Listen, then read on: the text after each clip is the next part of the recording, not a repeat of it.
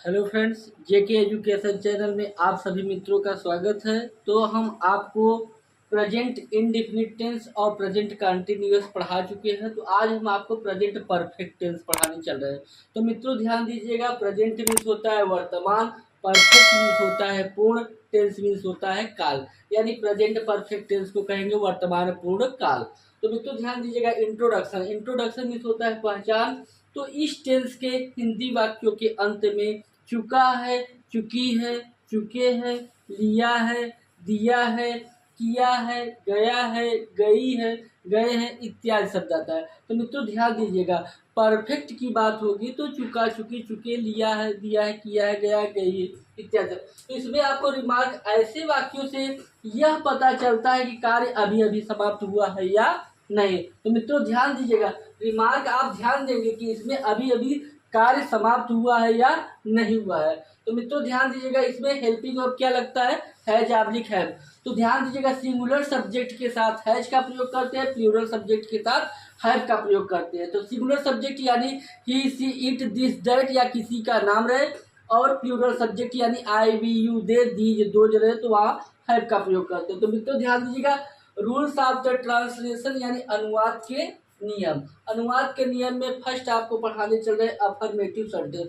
Affirmative sentence means क्या होता है, स्वीकारात्मक वाक्य।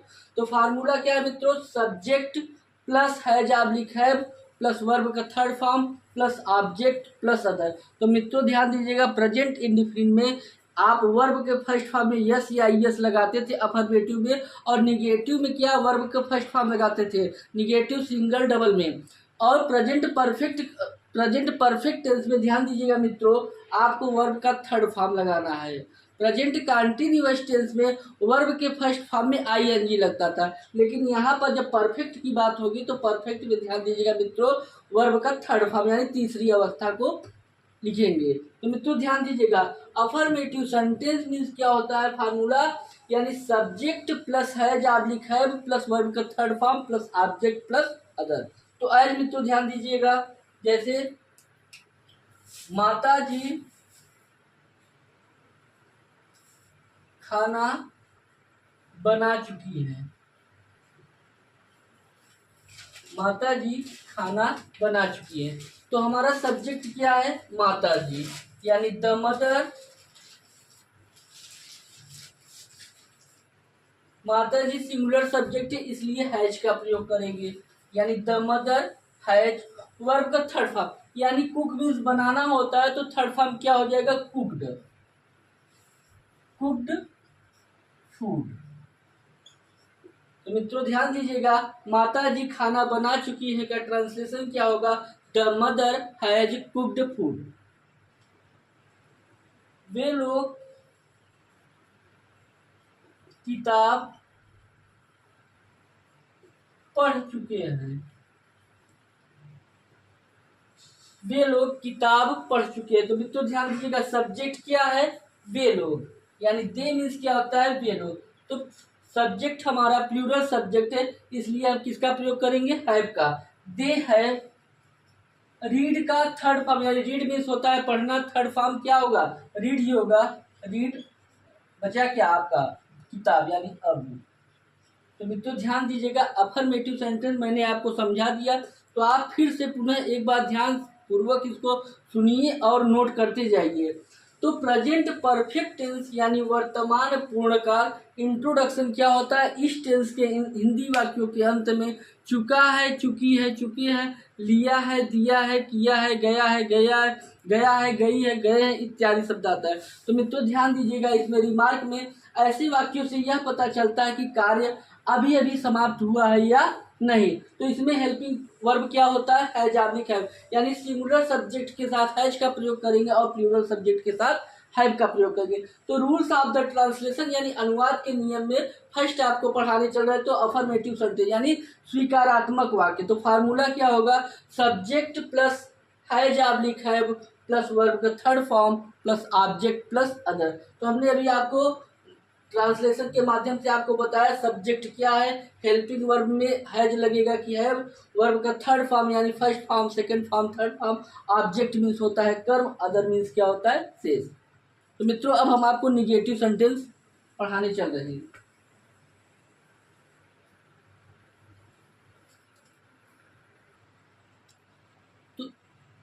तो अभी आपको हमने अफर्मेटिव सेंटेंस समझाया, तो अब आपको नेक्स्ट सेंटेंस यानी निगेटिव सेंटेंस समझाने चल रहे हैं। तो ध्यान दीजिएगा मित्रों, निगेटिव सेंटेंस यानी नकारात्मक वाक्य।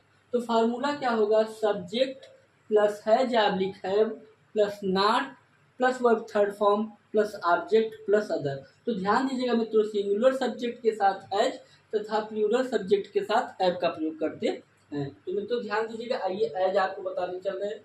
जैसे वह ताजमहल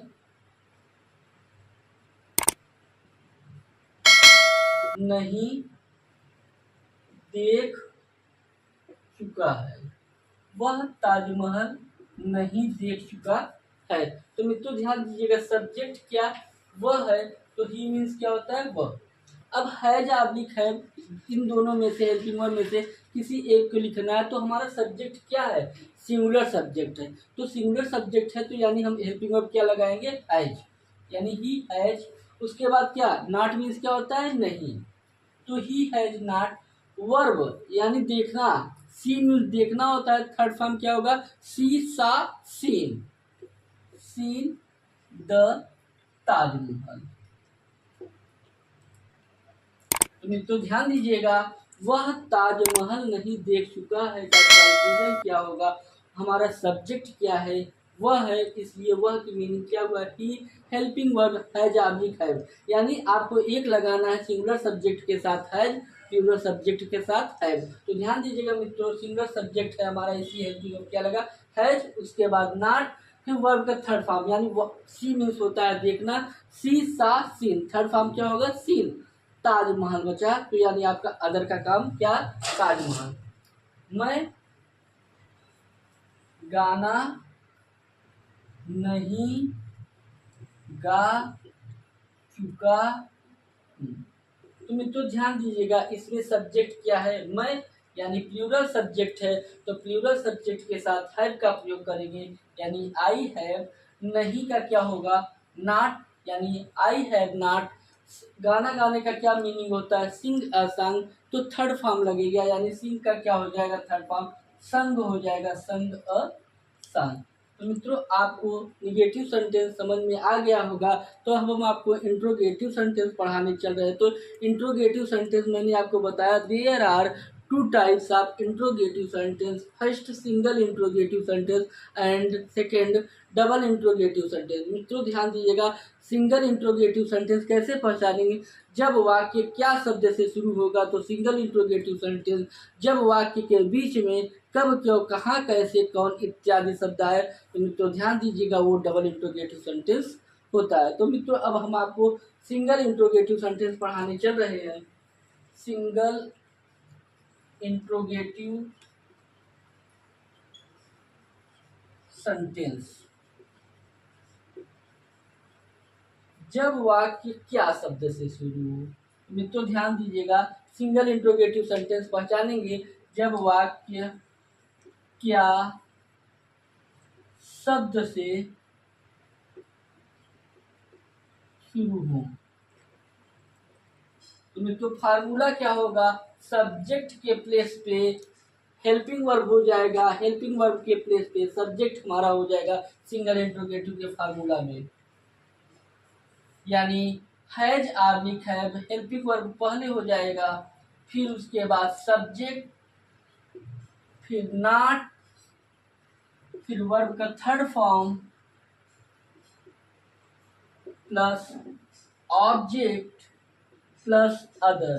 तो मित्रों ध्यान दीजिएगा, लास्ट में एट लास्ट क्वेश्चन मार्क। तो अब आपको ये मालूम हो चुका होगा कि अफर्मेटिव सेंटेंस निगेटिव सेंटेंस के पढ़ने के बाद हम आपको सिंगल इंट्रोगेटिव सेंटेंस बताने चल रहे हैं। तो सिंगल इंट्रोगेटिव सेंटेंस कैसे पहचानेंगे, जब वाक्य क्या शब्द से शुरू हो। यानी फार्मूला क्या होता है, has oblique have plus subject plus not plus verb third form plus object plus other at last question mark. तो मित्रों ध्यान दीजिएगा, एज जैसे क्या वह पढ़ चुका है, क्या वह पढ़ चुका है। तो मित्रों ध्यान दीजिएगा, इसमें हेल्पिंग वर्ब पहले होगा यानी हैज ऑब्लिक हैव। तो ध्यान दीजिएगा वह है यानी सिंगुलर सब्जेक्ट है, सिंगुलर। तो मित्रों ध्यान दीजिएगा क्या वह पढ़ चुका है यानी हेल्पिंग वर्ब क्या हैज ऑब्लिक हैव, तो सिंगुलर सब्जेक्ट के साथ है यानी वह क्या है, सिंगुलर सब्जेक्ट है यानी हैज। सब्जेक्ट हमारा क्या हुआ वह। उसके बाद नाट नहीं है तो मित्रों ध्यान दीजिएगा नाट नहीं लगाएंगे, ये आप ध्यान दीजिएगा। उसके बाद वर्ब का थर्ड फॉर्म यानी पढ़ना का यानी रीड का थर्ड फॉर्म क्या होता है, रीड ही होता है। यानी का ट्रांसलेशन क्या होगा मित्रों, हैज ही रीड। जैसे एक एज और देखिए, क्या आप लोग विद्यालय नहीं गए हैं, नहीं गए हैं।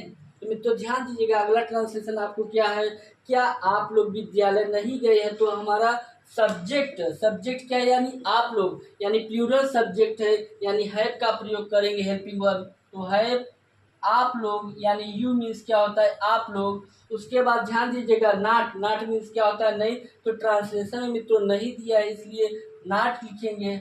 उसके बाद वर्ब का थर्ड फॉर्म जाना यानी गो मीन्स जाना होता है। सेकेंड फॉर्म वेंट होता है, थर्ड फॉर्म क्या होगा, गान होगा। तो मित्रों गो वेंट गान यानी गो मीन्स जाना होता है, गो फर्स्ट फॉर्म है, second form went and third form क्या होगा, गान। विद्यालय गॉन टू स्कूल। तो मित्रों ध्यान दीजिएगा क्या आप लोग विद्यालय नहीं गए हैं का ट्रांसलेशन क्या होगा, have you not gone to school. अब आपको सिंगल इंट्रोगेटिव सेंटेंस समझ में आ गया होगा। तो अब हम आपको नेक्स्ट डबल इंट्रोगेटिव सेंटेंस पढ़ाने चल रहे हैं। तो मित्रों ध्यान दीजिएगा सिंगल इंट्रोगेटिव सेंटेंस की तरह ही होता है, बस इसमें ध्यान दीजिएगा क्वेश्चन वर्ड पहले होता है। यानी क्वेश्चन वर्ड क्या है यानी कब, क्यों, कहाँ, कैसे इत्यादि शब्द आपको ट्रांसलेशन के बीच में दिया रहेगा तो समझ लेंगे हमारा कौन सा सेंटेंस है, डबल इंट्रोगेटिव सेंटेंस। तो मित्रों अब हम आपको डबल इंट्रोगेटिव सेंटेंस पढ़ाने चल रहे हैं। तो डबल इंट्रोगेटिव सेंटेंस अब हम आपको पढ़ाने चल रहे हैं। तो मित्रों ध्यान दीजिएगा जब वाक्य के बीच में कब, क्यों, कहाँ, कैसे, कौन इत्यादि शब्द आएंगे तो ध्यान दीजिएगा वो सेंटेंस डबल इंट्रोगेटिव सेंटेंस होता है। तो फार्मूला ध्यान दीजिएगा मित्रों, question word plus has oblique have plus subject plus not plus third form plus object plus other. तो मित्रों ध्यान दीजिएगा फर्स्ट ट्रांसलेशन आपको दिए हैं, पिताजी रामायण कहाँ पढ़ चुके हैं। तो मित्रों ध्यान दीजिएगा क्वेश्चन वर्ड, क्वेश्चन वर्ड क्या है, कहाँ है। तो सबसे पहले ध्यान दीजिएगा कहाँ की स्पेलिंग यानी वेयर मीन्स क्या होता है कहाँ, वेयर। उसके बाद हैज ऑब्लिक हैव, तो पिताजी क्या है सिंगुलर सब्जेक्ट है इसलिए हेल्पिंग वर्ब क्या लगेगा, हैज। वेयर हैज, सब्जेक्ट हमारा क्या है पिताजी यानी द फादर, नाट है नहीं मित्रों। उसके बाद वर्ब थर्ड फॉर्म पढ़ना का थर्ड फॉर्म यानी रीड का थर्ड फॉर्म रीड ही होता है।